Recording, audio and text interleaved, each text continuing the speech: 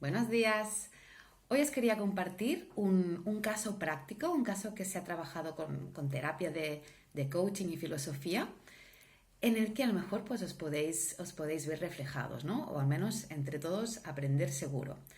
Es un caso de una persona que estaba pues enfadada con el mundo y sobre todo, aparte de enfadada con el mundo, con una emoción de rabia muy intensa y muy constante, ¿no? ¿Por qué esta persona sentía esta emoción de rabia tan intensa? Bueno, es una mujer que se ha encontrado con que su madre se ha puesto enferma, muy enferma, y hasta tal punto que necesita pues de muchos cuidados. Y resulta que el resto de la familia, ¿no?, con la que debería compartir todas estas responsabilidades, toda esta carga que supone que nuestra madre se ponga enferma a este nivel, pues resulta que el resto de la familia no comparte con ella, ¿no? O comparte lo más mínimo, se apoyan completamente en que ella ya va a hacer todo eso, ¿no? ¿Qué ocurre? Creo que alguna vez lo hemos dicho y creo que si no también hay otro vídeo sobre el tema de la rabia. La rabia es una emoción que es falta de aceptación. Sentimos rabia cuando no aceptamos lo que estamos viviendo, la situación que estamos viviendo.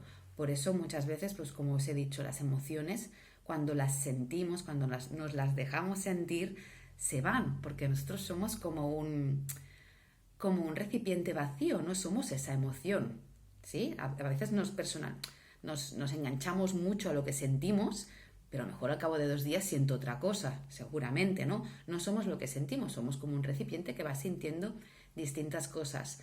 Cuando yo me las dejo sentir, normalmente es cuando puede seguir el camino esta emoción y puede irse, ¿no?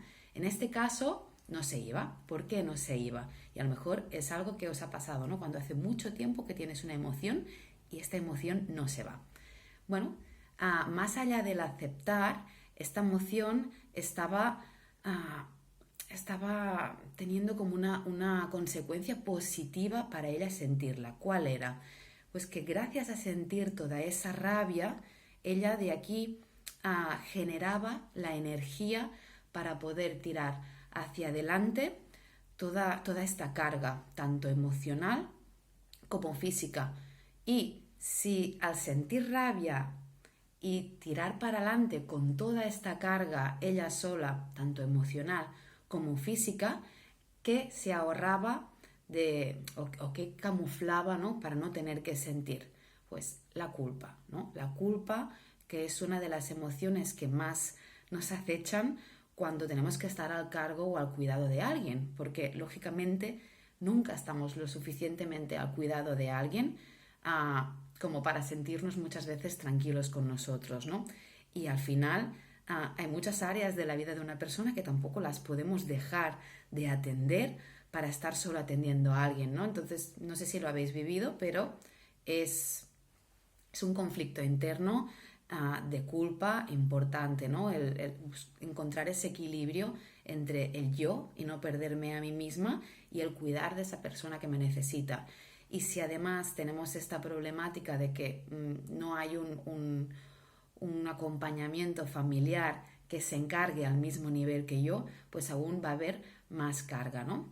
Por lo tanto, en casos así, hay que ver esa emoción, pero aparte de verla, porque creo que nadie en este caso ya duda de que está sintiendo rabia y de que por eso está enfadado con el mundo, además de verla, hay que ver hasta qué punto hay que hacer un trabajo de aceptación, porque es probable que esa situación, al menos ni la familiar ni la del familiar que está enfermo cambie.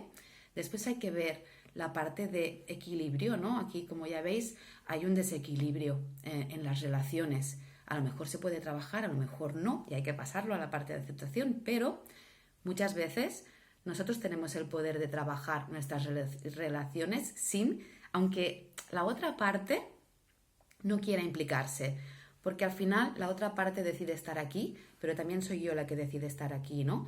Y si nosotros estamos aquí, es muy difícil que esta parte suba. Y aquí ya puede ser decisión nuestra y ver mecanismos y herramientas para yo a lo mejor poder bajar y que la otra parte suba, al menos un poco, para poder descargarnos de esa carga tan grande, ¿no? Y ya, por último, pues trabajar la culpa. Está claro que si todo este circuito emocional, ¿no?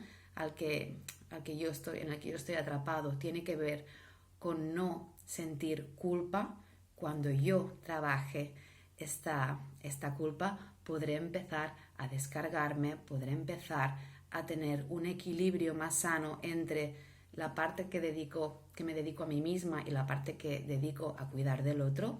Y también podré sanar esa relación con los otros familiares, ¿no? Porque al menos yo me sentiré bien y tranquila con lo que yo hago, con mis decisiones, ¿no? Y con cómo yo actúo.